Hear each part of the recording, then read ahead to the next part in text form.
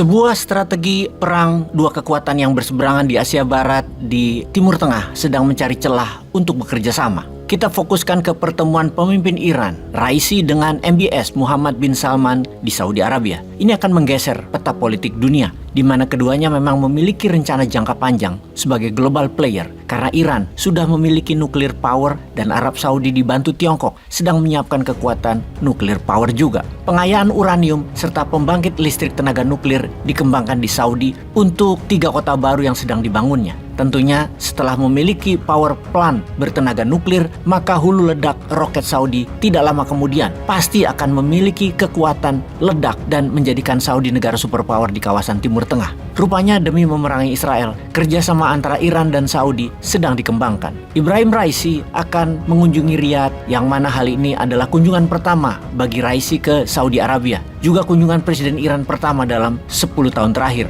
Raisi rencananya akan menghadiri OIC Summit, yang mana OIC adalah Organisasi of Islamic Cooperation atau OKI kalau dikenal di tanah air Indonesia, yang merupakan organisasi yang terdiri dari 57 negara Islam dunia. Acara ini akan diselenggarakan pada tanggal 12 November dan Raisi akan menghadirinya. Dan mengapa hal ini menjadi penting? Seorang kepala negara hadir di acara OKI beginian kan biasa. Kita tahu Saudi Arabia dan Iran adalah rival karena belief system mereka berbeda. Saudi adalah kerajaan Sunni, sementara Iran adalah Republik Syiah. Di tahun 2016 keduanya memutuskan hubungan diplomatik masing-masing negara. Awalnya adalah karena embassy Saudi di Teheran diserang, yang membuat Saudi hengkang dari Teheran. Namun di awal tahun 2023 terjadi perubahan besar di mana Tiongkok mendamaikan keduanya dengan mengadakan kerjasama proyek 3 negara, di mana Iran dan Saudi menyetujui sehingga hubungan keduanya menjadi kembali normal. Kemudian perdagangan keduanya mencapai nilai tertinggi dalam beberapa bulan ini dalam sejarah hubungan kedua negara tersebut.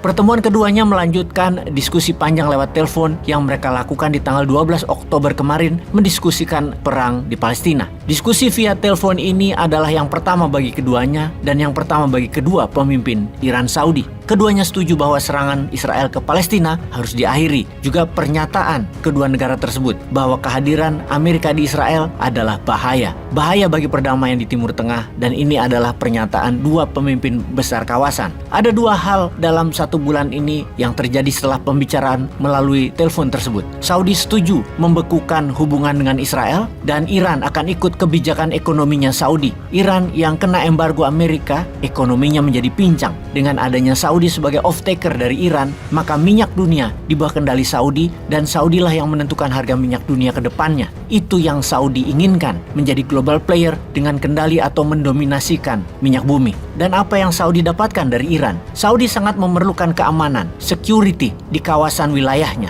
Saudi sering mendapat serangan dari milisi Houthi, dan siapa yang mendukung Houthi? Yaitu Iran. Iran memerintahkan Houthi untuk stop berdamai dengan Saudi dan mengalihkan serangan Houthi ke Israel. Ini game changing bagi Timur Tengah. Cita-cita besar MBS adalah membangun Saudi tanpa ketergantungan minyak bumi di tahun 2030 ke depannya, menjadikan Saudi negara jasa, negara turisme, tamu Allah, dan menjadi negara teknologi. Semua itu tidak mungkin terjadi kalau membangun hal tersebut in the middle of the war, di tengah perang, atau keamanan negara Saudi terganggu. Bagi Saudi, terutama putra mahkotanya MBS, berdamai dengan Houthi dan membuat serangan Israel ke Palestina berhenti dengan kekuatan tekannya, yang mana hal itu bisa dilakukan dengan membuat minyak bumi harganya di atas $120, kalau perlu ke $150 per barelnya, dengan menekan Amerika dan Israel. Hal itu bisa terjadi, dan itu penting karena Saudi ingin membangun, bukan ingin perang di kawasan. Bedil-bedilan bukan opsi bagi Saudi, namun selesaikan perang adalah opsi yang dijalankan sekarang. Alat tekannya adalah harga minyak bumi. Bayangkan sebuah pertemuan besar Major Investment Forum bulan lalu di Riyadh yang berjudul Davos in the Desert. Ternyata banyak peserta yang meng-cancel kehadirannya dalam pertemuan tersebut. Padahal Saudi akan menjelaskan 4 proyek besarnya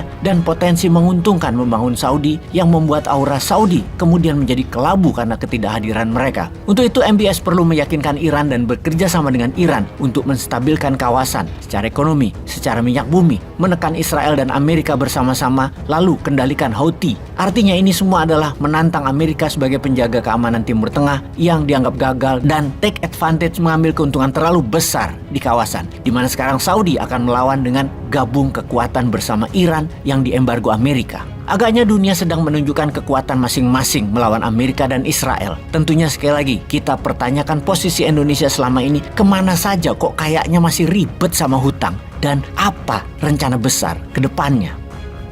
Peace.